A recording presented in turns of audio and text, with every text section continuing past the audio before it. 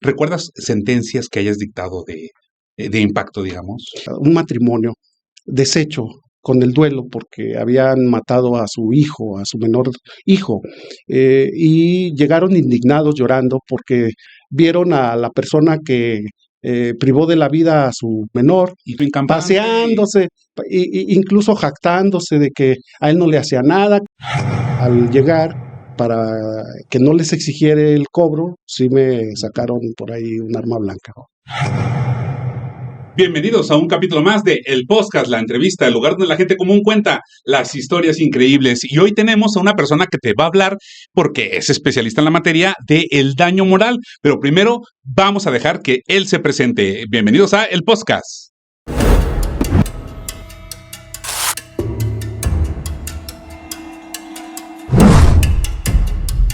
Y como les decía, en este capítulo del podcast, pues tenemos a Alfonso, ya dije su nombre, pero lo va a dar completo, y nos va a decir, cuéntanos, Alfonso, ¿a qué te dedicas? ¿Qué estudiaste? ¿Naciste aquí en Aguascalientes?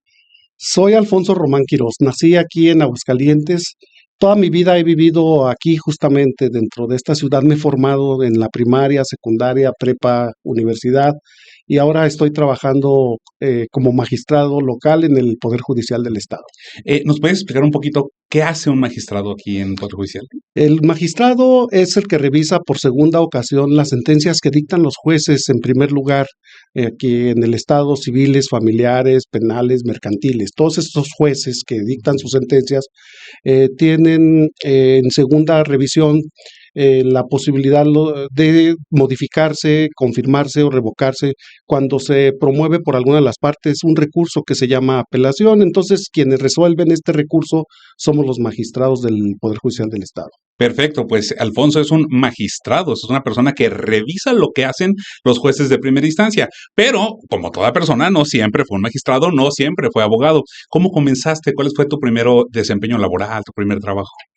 Mi primer trabajo desde que yo estudié en la normal, en el CRENA, porque soy primeramente maestro normalista y después al mismo tiempo en que estuve trabajando como maestro de primaria rural, en la mañana, por la tarde iba a la universidad. Maestro normal es un grado superior, o sea, si es una licenciatura, una carrera. En ese tiempo era a nivel técnico, de la prepa, de la secundaria entraba uno a la normal, que eran 4 años. Ahora sí exigen tener la prepa para poder estudiar como maestro, sería nivel licenciatura, pero en ese momento yo estudié el CRENA, en el CRENA, que es el Centro Regional de Educación Normal, ahí por la colonia de La Barranca, mejor conocida en Aguascalientes, por los Insurgentes. Y cuando ya terminé, empecé a trabajar como maestro y al mismo tiempo estudié en la universidad para licenciado en Derecho. O sea, mientras eras maestro de educación normal, era de primaria, me imagino. Sí, en primaria. Estudiabas Derecho. Sí, pero antes de ello, para poder sortear mis gastos en la formación que he tenido, fui taxista porque un primo mío tenía unas placas por ahí de taxi y entonces yo aprovechaba los sábados y domingos para apoyarle como chofer y en las vacaciones que como ahorita está la Feria de San Marcos también le apoyaba, que es el mejor tiempo para los taxistas. Sí, por los pasajes, ¿verdad? Claro, ¿no? El trabajo y el trabajo que no falta. Sí. ¿Y recuerdas alguna experiencia que hayas tenido como taxista? Porque sé que los taxistas como que viven muchas cosas intensas. Sí, desde luego, siempre había personas que llegaban en estado a veces inconveniente y que querías que tú batallé en un par de ocasiones para que al llegar al lugar bajaran del taxi, no sabía quiénes eran sus familiares o a dónde exactamente iba, me decía no, dale más adelante, y le daba más adelante y luego preguntaba a las personas que estaban por ahí, nadie me podía dar razón de esa persona, era en esos momentos una angustia para mí porque pues como ya lo traía a mi cargo y bajo mi responsabilidad, debía ubicar su domicilio. Finalmente logré hacerlo, pero sí fueron experiencias que recuerdo todavía. Y no te aplicaban la de no traigo dinero, No, sí, sí. se van corriendo o algo así. No, sí, también eso. Llegaron incluso a violentarme, sí, a sacarme por ahí. Ya desde entonces se estilaba que se bajaron y me amenazaron prácticamente que sí, que ni le moviera. Dije, no, claro, no hay problema. y Bájate y ahí sí, muere. ahí muere, ¿Y sí. para asaltarte alguna vez? Sí, para asaltarme, sí. Entonces sí te quitaban lo del día. Simplemente no me lo quitaron, pero sí, al llegar, para que no les exigiera el cobro, sí me sacaron por ahí un arma blanca. Y luego dejas lo de taxista y te vas de maestro normalista. Sí, ¿Cómo te sentías como maestro? bueno, es una experiencia muy padre porque los alumnos empezaban a decirme, profe, profe, profe, y yo empecé en una comunidad rural, en San Antonio de Peñuelas. Entonces el maestro en las comunidades rurales, pues es el agente de cambio, le llamamos nosotros, es la persona, el líder que Y de organiza respeto, ¿no? y de respeto, que organiza eventos y gestiona actividades propias para la comunidad. Entonces, los días del 20 de noviembre, que es la Revolución Mexicana, se hacían unas grandes fiestas organizadas, patrocinadas por la escuela, por el director de la escuela, y pues teníamos que todos participar haciendo un desfile y luego ya con la vendimia propia de ese lugar. ¿Y cómo llegas al grado de magistrado? ¿Cómo comienzas, pero ya en la carrera judicial? Eh, Empecé de secretario de acuerdos un par de años y en el 95, hace 30 años, me designaron como juez de primera instancia en Pabellón de Arteaga, Aguascalientes, cuando el gobernador Otto Granados Roldán implementó la última reforma judicial que hemos tenido hace 30 años, y ahora nuevamente se da una segunda reforma, y en ese momento los jueces y magistrados se designaron mediante exámenes de conocimientos teóricos, prácticos y psicométricos, que me tocó en suerte. Entonces, a los 2 años de haber egresado de la universidad, por esa cobertura que se dio de exámenes, me tocó ser designado el 14 de febrero de 1995 como Como juez juez. O de sea, Pabellón de 2 Arteaga. años después de haber egresado Sí, y ya entras como juez. sí. ¿Y qué tipo de juez eras? Empecé como juez mixto de primera instancia en Pabellón de Arteaga. ¿Qué quiere decir mixto? Pues que conoce todos los asuntos civiles, mercantiles, penales, familiares. De todo De todo, tocaba. Ajá. sí. ¿Y cómo fue ese reto? Digo, porque a 2 años a lo mejor yo todavía trabajaba en una tienda de abarrotes o algo así, ¿no? Sí, Porque se requiere mucho conocimiento. Me sí. imagino que fue difícil Sí, fue complicado porque pues debía cambiarme el chip, diríamos. Las audiencias para mí han sido un gran reto. Siempre recuerdo que el maestro, el compañerito que así le decíamos, Ramírez Esparza, nos decía que debíamos prepararnos para refugio. es el, Refugio Ramírez. J. Jesús Ramírez Jesús Esparza. Ramírez Esparza. Sí, que en paz descanse. Él nos decía a nosotros que debíamos prepararnos para llevar audiencias, que un juez debe estar muy completo, que no solo debe estar tras el escritorio y que no debe perder el contacto con las personas que acuden a un órgano como el que nosotros tenemos. Así que para mí fue un reto el tener que decidir en el momento en que se están planteando en una audiencia, que es como los vemos en las películas. En un escritorio está una parte, del otro lado está otro escritorio con la contraparte. En ese momento están los testigos declarando. Eran procedimientos ciertamente escritos, pero en ese instante en que alguna de las partes se inconformaba y promovía algún recurso revocando la decisión que se Hay que tomaba, resolverlo en ese había que momento. decidir en ese momento. Entonces yo aprendí a dar la voz a la contraria mientras cuando alguien promovía un recurso, se inconformaba con lo que estaba haciendo la otra parte, yo hábilmente le decía a la otra, se le concede el uso de la voz a la contraparte. Y mientras ir checándolo. y mientras ir checando el código para poder encontrar la respuesta al planteamiento. Y afortunadamente esa agilidad y forma de decidir con rapidez, pues se va adquiriendo con base en la experiencia. Claro, sí, No es fácil. ya en el ring, ¿verdad? Sí, ya en el Sí, ring. y es que voy a explicar un poquito, si me lo permites. Anteriormente, ahorita el sistema de justicia está trasladándose a la oralidad, donde ya todo es en ese momento, construyes la idea y no hay pausas y no hay, bueno, sí te pueden dar algún tipo de receso, ¿verdad? Pero no se ve como tan bien. No. Por eso la oralidad es un debate que en ese momento yo estoy diciendo, construyendo. y anteriormente no. Anteriormente, a lo mejor eso se refería Alfonso, de que todo quedaba en acta. Exacto. Entonces, digo, hasta nos da chance a nosotros los litigantes de ir construyendo, porque en lo que van escribiendo, como todo queda por escrito, pues nos da también a nosotros cierta Sí. cabida al espacio. Ya no, ahora casi todo es oral. Hoy en día las audiencias se videograban.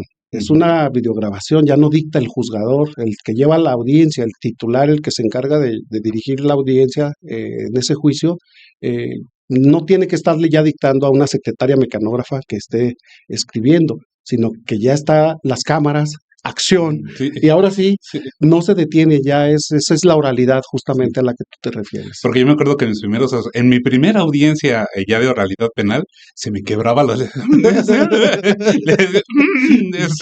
sí, Es así difícil, pasa. ¿no? Es difícil. Sí, Por eso les digo que no cualquiera litiga no. ya oralidad. Pero bueno, ya en tu experiencia como juzgador, vamos, yo no sabía que tenías 30 años ya juzgando, está muy padre esa trayectoria. ¿Recuerdas sentencias que hayas dictado de impacto, digamos? Sí, yo he tenido siempre la preocupación de que mis sentencias sirvan para lo que son. Una sentencia resuelve un problema. Y si, por muy bella que tú dictes una sentencia, si no resuelve el problema, de nada sirve, pues. Mi padre me dijo, enséñeles a a sus alumnos cosas útiles para cuando lleguen a su casa, los papás les van a preguntar, ¿qué te enseñó el maestro el día de hoy? Y pues me enseñó a contar para ir a la tienda, me dijo cómo, qué es lo que puedo hacer, cómo dar el cambio. Ah, ese sí es un buen maestro. Te Hablando, enseñó algo para la vida. te enseñó algo para la vida. Hablando en este caso, de mi papel que estoy desempeñándome, también pienso que las sentencias deben ser eficaces porque definan en pocas líneas, sin ser tan extensas y con palabras claras, cuál es la solución para que las personas la entiendan y de verdad el juzgador debe tener una percepción, es como un olfato con que se nace. Los jueces no nacen, se hacen, pero también desarrollan esa habilidad en base, como te decía yo, a estar en la brega el día tras día, en la batalla, porque si no te expones a ese ritmo, jamás vas a tener la sensibilidad y la percepción para captar psicológicamente incluso cuál es en realidad el problema de fondo. Y muchas veces se puede resolver el tema mediante una conciliación, una plática previa al dictado al inicio de todo. Y yo soy partidario entonces de percibir y si es posible sin necesidad de un juicio llegar a la solución del problema. Cuando dicto sentencia porque no se pudieron poner de acuerdo, también me gusta que estas sentencias no sean tan extensas, que sean claras y que sirvan para resolver el problema. Porque acuérdense que las sentencias es una ley, se vuelve una norma, es una creación como si se tratara de un código que es para todo mundo, pero en este caso la sentencia va a regir la vida de dos personas porque se vuelve una norma obligatoria en regulación del problema que fue planteado ante un juez. Entonces, este es para mí, el tema de las sentencias. Yo empecé a dictar sentencias pues desde hace 30 años, prácticamente desde 32 años y medio, porque yo antes de ser juez, 2 años y medio fui secretario de acuerdos en el primero penal y ahí me tocaba llevar también las audiencias, que tengo recuerdos muy, muy, muy claros también de cómo se da la confrontación. Una sentencia que recuerdo muy claramente es en el tema de la reparación del daño.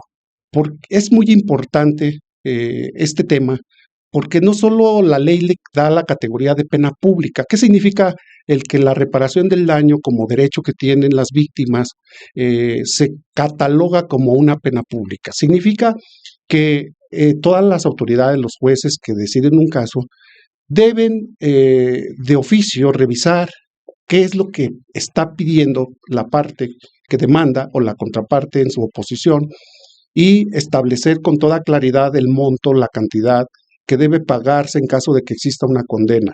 Y si no hay una prueba plena para determinar el monto en cantidad, decimos nosotros, líquida y exigible, o sea, en dinero, es que haya una cifra.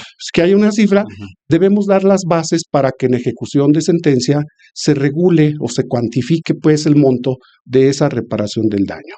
Pero voy más allá.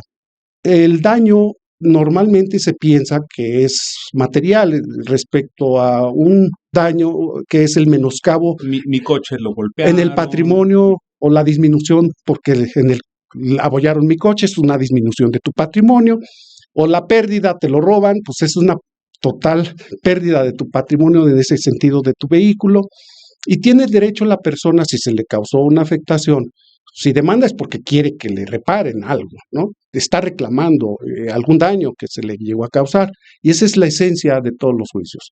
Por eso, normalmente lo que se había acostumbrado cuando yo empecé, 30 años justamente, fue uno de mis primeros casos que recuerdo, solo se hablaba de la reparación del daño material, que significa reponer o dejar las cosas al estado en que se encontraban antes de que ocurriera ese evento o hecho que causó la afectación a una persona. Dimos el ejemplo, por ejemplo, del carro, pero existen algunos otros, como por ejemplo que golpean a alguna persona.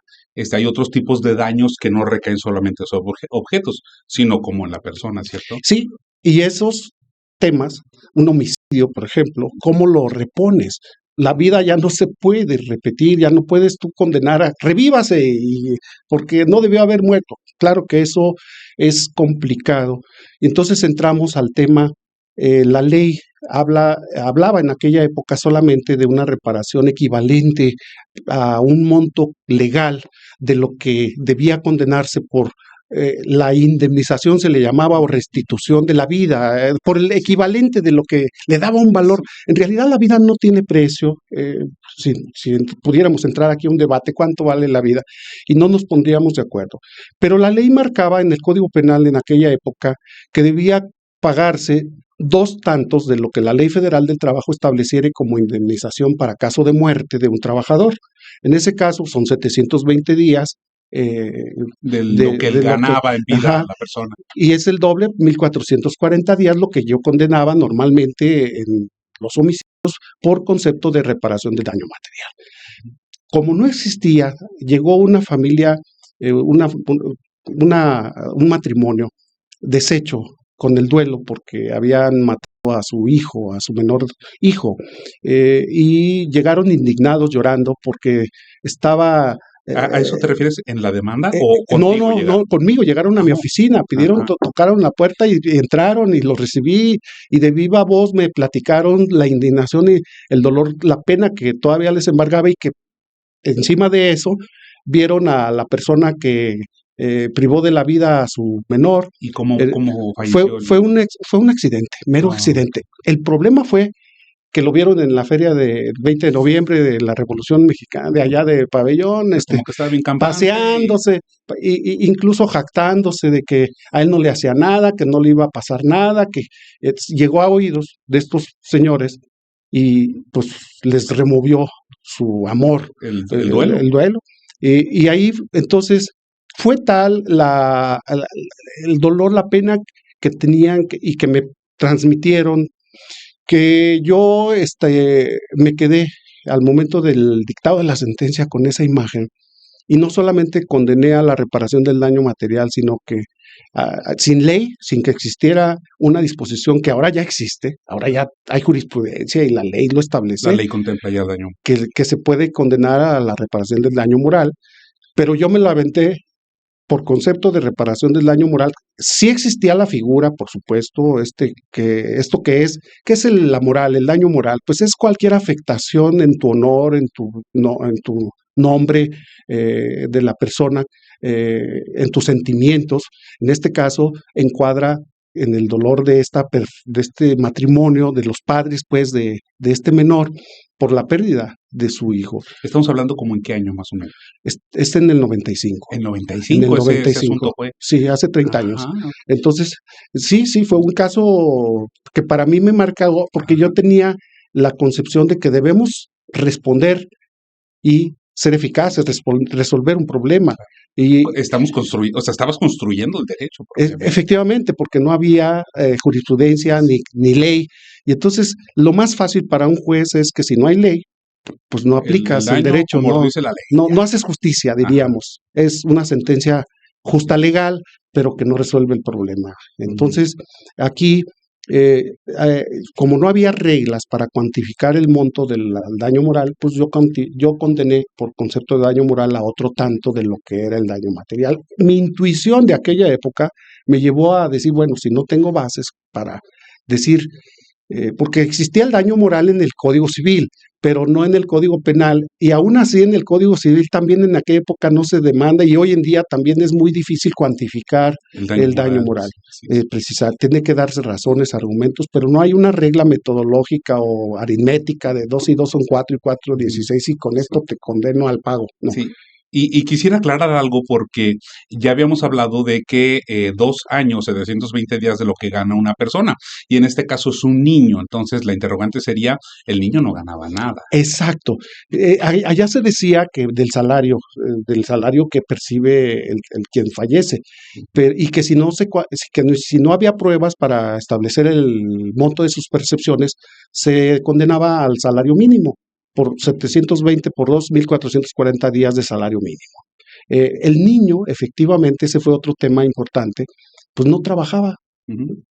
Y por allí argumenté que al no existir reglas o no excluir, no referirse solamente a los trabajadores, porque lo cierto es que el Código Penal no establecía como derecho a la indemnización o a la reparación del daño el que trabajara la persona, ¿no? ¿Es a cualquiera? Sí, no, era cualquiera. Entonces, también lo razoné de esa manera y condené a otro tanto de la reparación del daño moral. Lo importante de esto fue que se confirmó mi sentencia, porque me la jugué, fue un volado.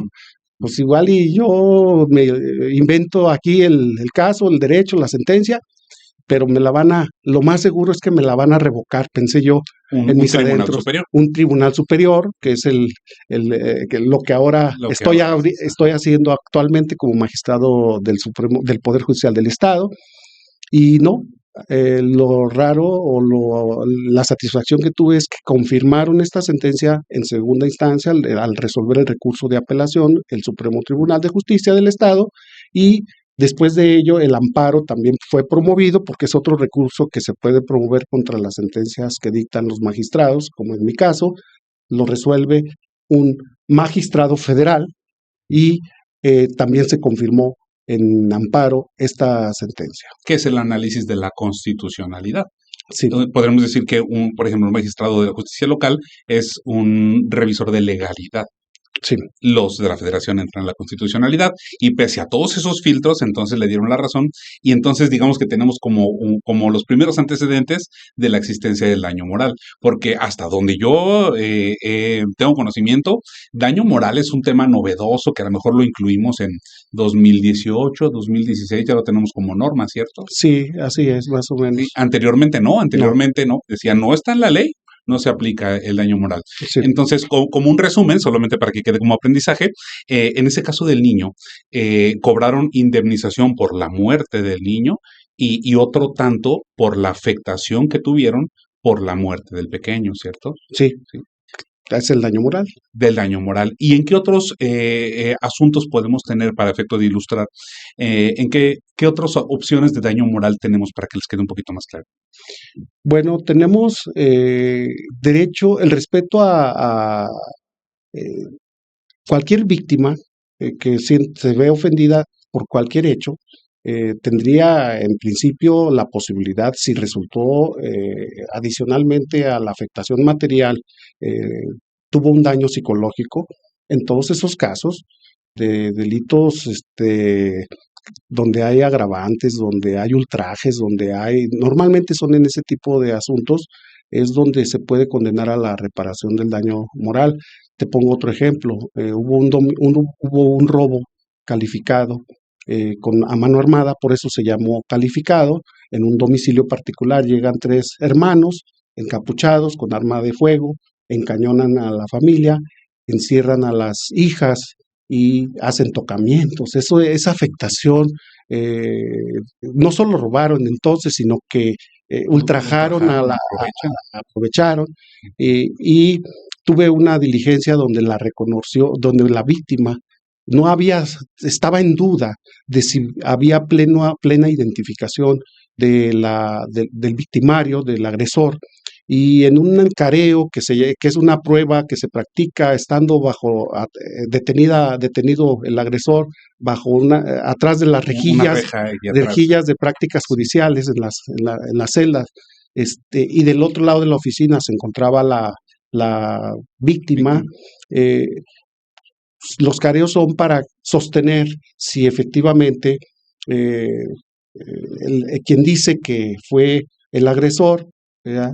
La víctima le sostiene o no, y el agresor se va a negar seguramente y va a dar argumentos y va a dar razones, pero la víctima, normalmente lo que hacen las víctimas en esos careos que se practicaban en aquella época, lo que sucedía era que las víctimas daban cuenta de datos, porque tú fuiste por esto y por el otro y por el otro, y en ese caso la víctima decía, y se tomaba así, híjole, a ver, yo esperaba que dijera, sí, tú fuiste, porque no lo ubicaba, pero donde se mueve un poquito el agresor hacia atrás y le da el sol en el rostro, y al momento en que le da la luz en el rostro, de inmediato, así como que en automático, le dice la muchacha, tú fuiste, Juan.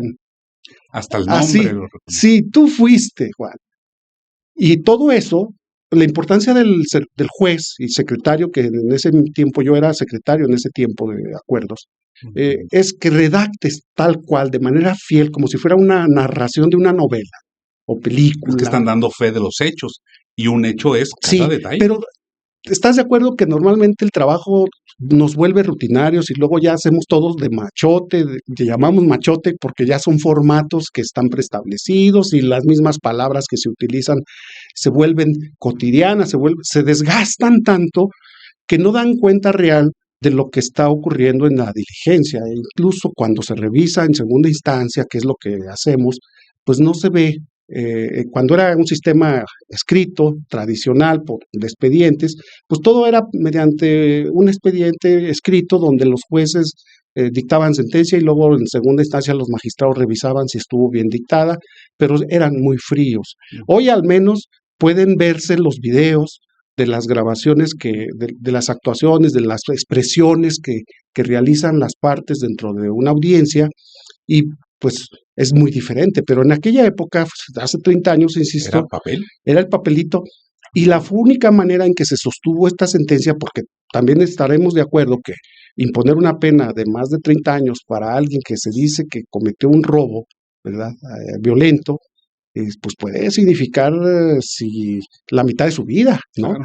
Entonces, detenido tras las rejas. Sí, también es una gran responsabilidad el tener la seguridad de que quien es condenado a una pena de prisión efectivamente cometió ese hecho. Que ya nos decía una invitada en un capítulo anterior, con un día que te manden a la cárcel, ¿quién te repone ese día? Ahora vamos imaginando 30 años a ese cañón. Pero ya que tocamos ese tema, porque ahí también incluye el derecho a la indemnización, que puede entrar el daño moral, y ahí me gustaría que nos ilustraras, el tema de los presos inocentes. ¿Una persona que estuvo presa puede reclamar indemnización? Hoy en día existe esta figura de la reparación del daño o indemnización por privación indebida o ilegal.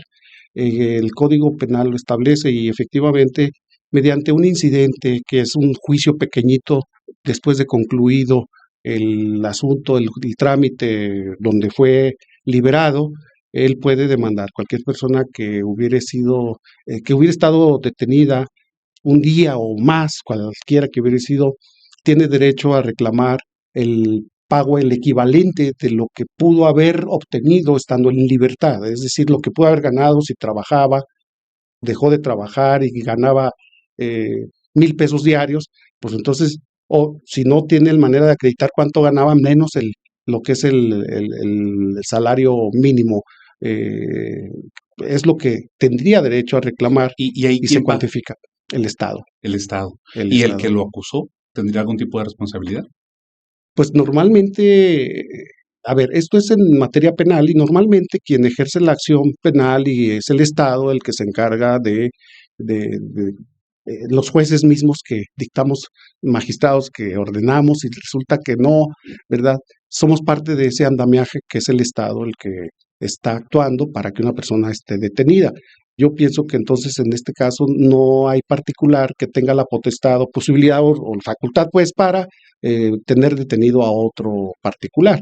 Por eso es al Estado a quien se le condena al pago de la indemnización por una privación indebida Como es el de la Estado el que libertad. lo mantuvo preso, al declararse la inocencia y salir libre, es el Estado el que le debe pagar la indemnización. Sí, ¿Sí? Y aún así tenemos, porque a mí me lo han preguntado muchas veces, el delito de falsedad en la declaración, que a veces se configura cuando tenemos una sentencia que es cosa juzgada, la verdad legal de los hechos, ahí demuestra la falsedad en la declaración. O sea, una sentencia ejecutoriada sí. es prueba de la falsedad.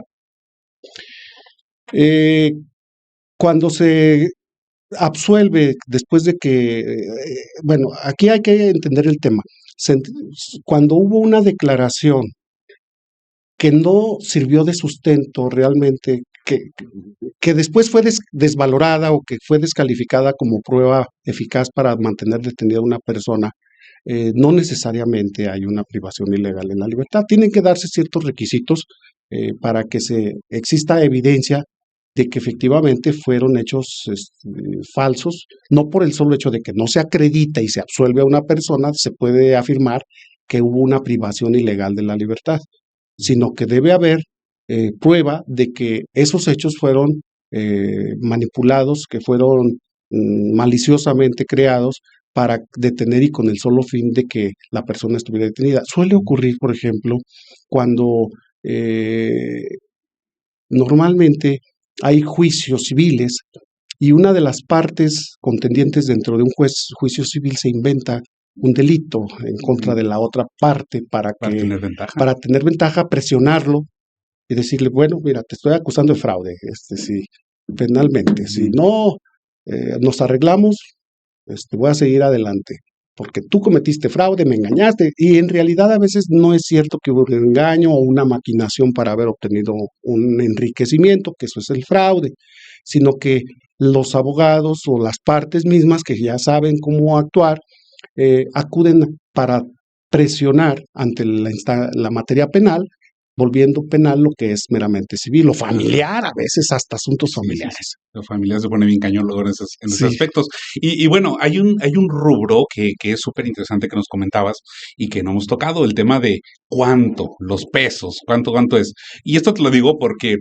me ha tocado mucha gente que luego pregunta, como en Estados Unidos, yo no sé cómo se regula en Estados Unidos, pero es muy común que se cayó con un trapeador en una empresa de abarrotes y le dieron $5 millones, algo así, ¿no? Se pegó con un tubo en otra empresa ferretera y le tuvieron que dar para una casa. O sea, cualquier persona se imagina, Así es. porque yo tuve un asunto donde me hablaron y me dijeron, oye, es que fíjate que mi mamá estaba en una tienda muy grande de supermercados y la persona que estaba haciendo la limpieza no puso, hay unos trapecios, así como unos señaléticas Sí. de piso mojado y hasta un monito así como cayéndose, ¿no?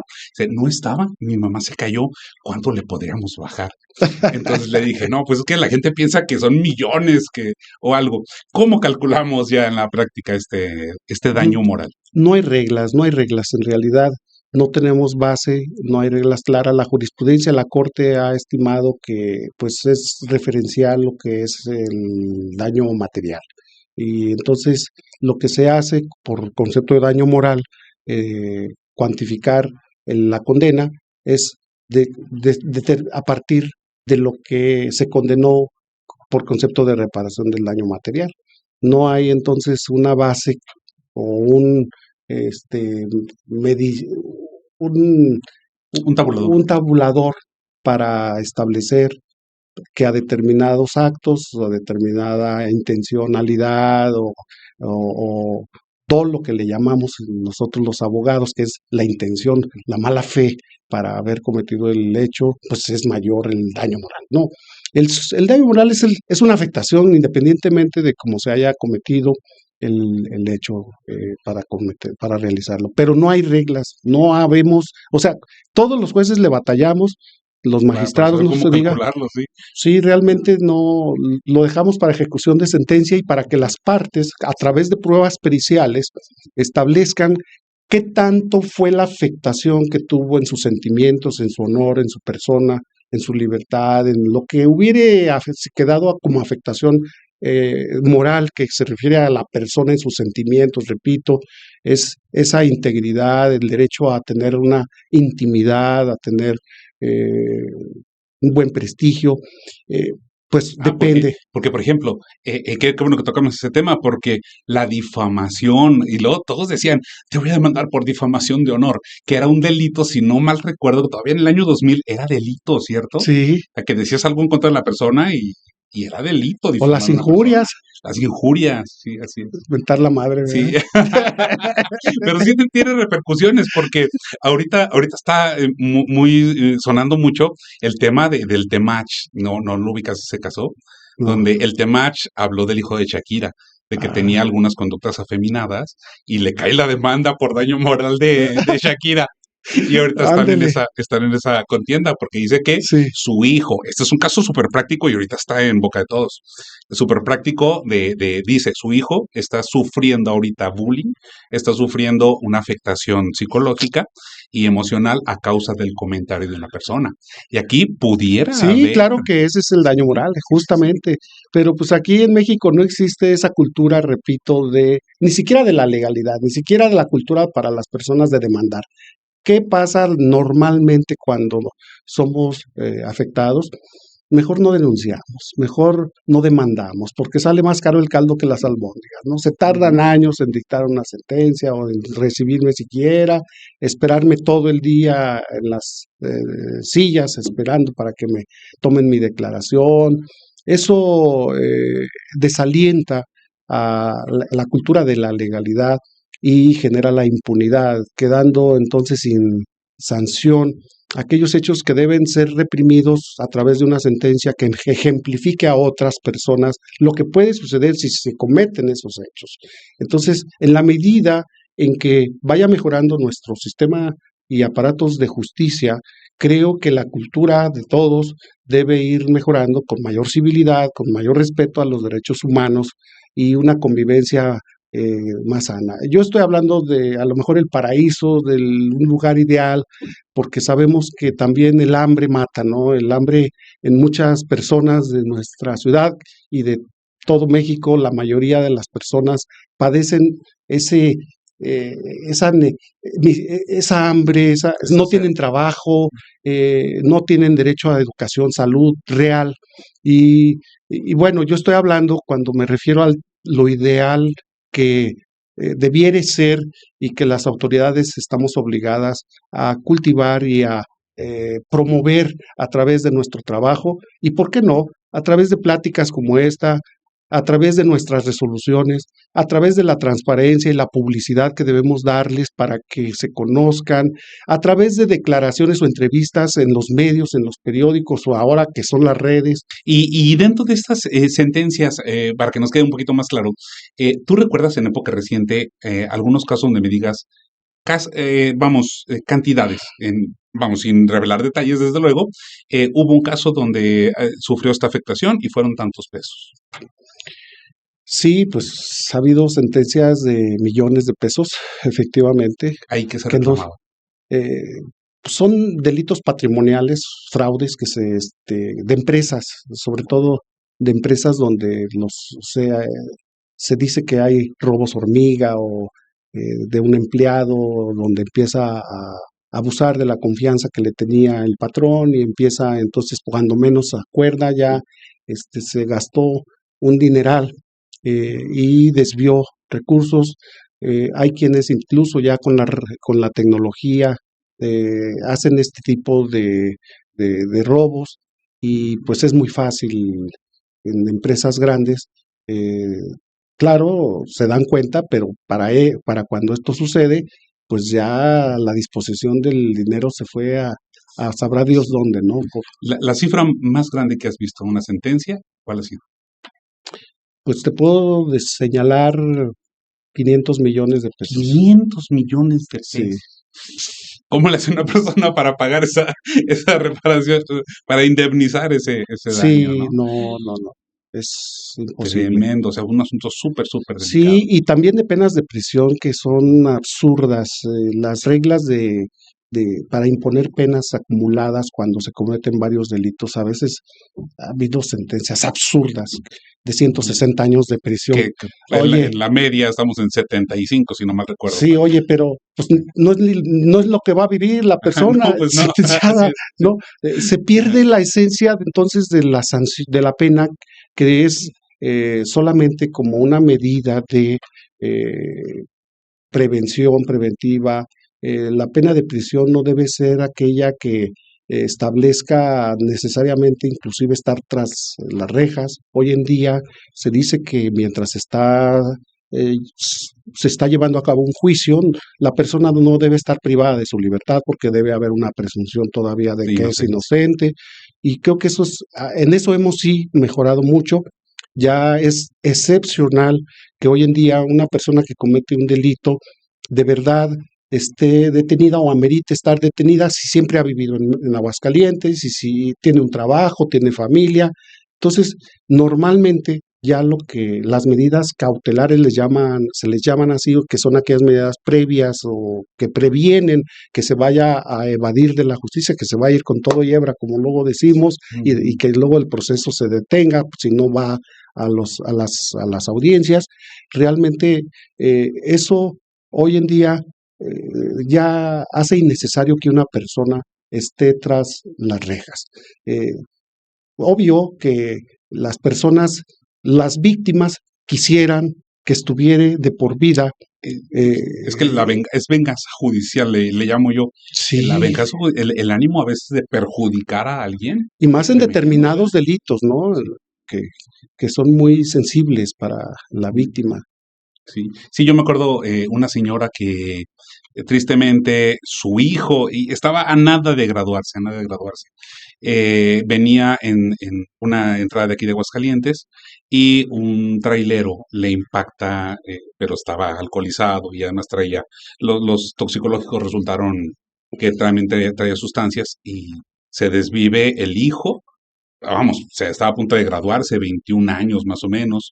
Su compañero y otro que venía atrás resultó gravemente lesionado. Y la señora decía, yo no quiero que me den un peso. Decía, yo no quiero nada.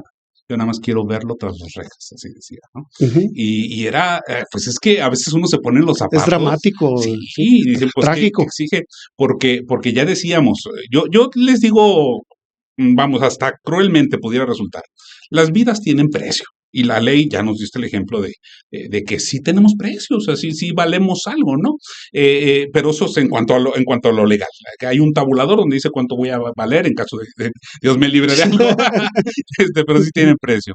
Pero hay casos donde, este caso no es venganza judicial, es el sentimiento de una madre de que le arrebataron a su hijo y decía, nada más quiero, así le señalaban la audiencia, nada más quiero que se vaya, que se pudra, es súper común encontrar, que se pudra en la cárcel, que no me dé un centavo.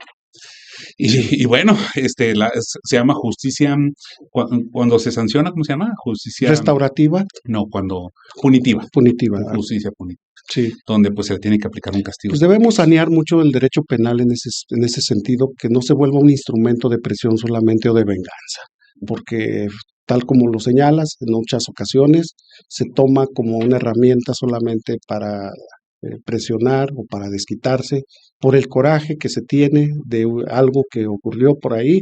Muchas veces estos hechos ocurren hasta en familias y son las más de las veces, porque cuando son hechos que se cometen por accidente, pues es diferente, pero ya cuando entra en juego el parentesco, el afecto, los sentimientos, las partes que intervinieron en los hechos, se vuelve muy complicado y la venganza es lo primero que se pone enfrente de estos asuntos.